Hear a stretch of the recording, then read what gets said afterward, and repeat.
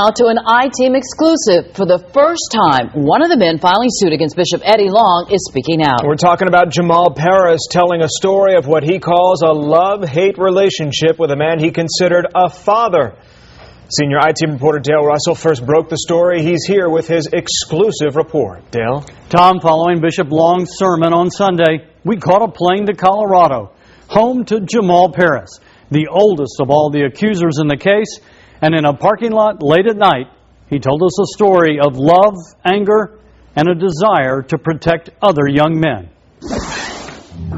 This is a very serious allegation, but no one has heard from you.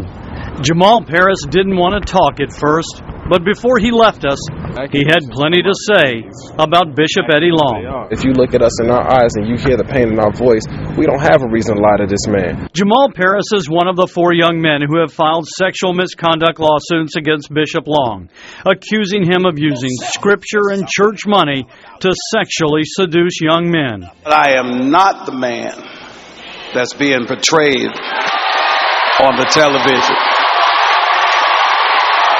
That's not me.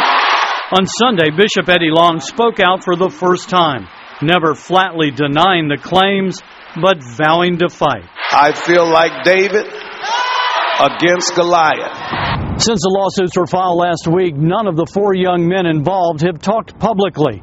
Until now. We found Jamal Parris shopping at a 24-hour store in Colorado.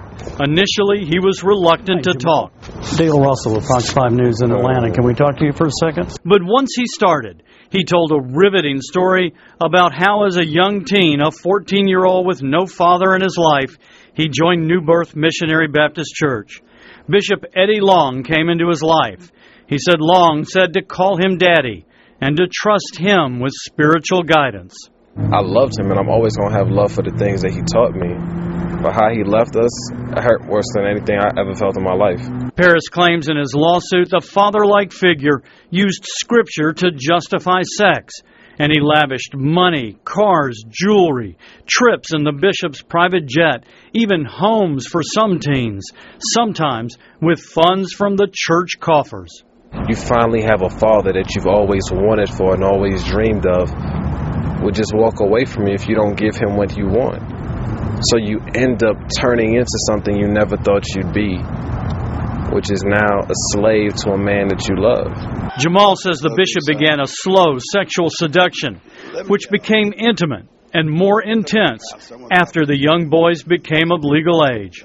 So while the media and the press and the rest of the people around the city or around the country look at us like, how can a grown man let another man touch him? What you have to understand is this man manipulated us from childhood. This was our father, and we loved him. Through his attorney, Craig Gillen, Bishop Long has called the allegations in the lawsuits false. In the end, Parris says when the bishop loses interest in sex and sets his sights on other young men, the boys are left behind. This man turned his back on us when he had no more need for us. That's not a father. That's a predator. Parris says he attempted to resolve the matter privately with the bishop, but when that didn't work, lawsuits were filed publicly identifying the 4 young men accusing the bishop. We would have to be the craziest kids in the world to want to come out and admit to another man touching on us publicly. To really believe this is about money would be absolutely ludicrous. He says at one time he loved Bishop Eddie Long, but he can't escape the nightmare of what he says Long did to him as a young man. I cannot get the sound of his voice out of my head, and I cannot forget the smell of his cologne, and I cannot forget the way that he made me cry many nights when I drove in his cars on the way home, not able to take enough showers to wipe the smell of him off of my body. Jamal Parris, near the end of our interview, said he wanted to speak directly to Bishop Eddie Long, and he turned to our camera to do so. But that man cannot look me in my eye and tell me we did not live this pain, while you can sit in front of the church and tell them that you categorically deny it. You can't say that to our face, and you know this. You are not a man, you are a monster. And then Jamal Parris got into his car and drove off into the night.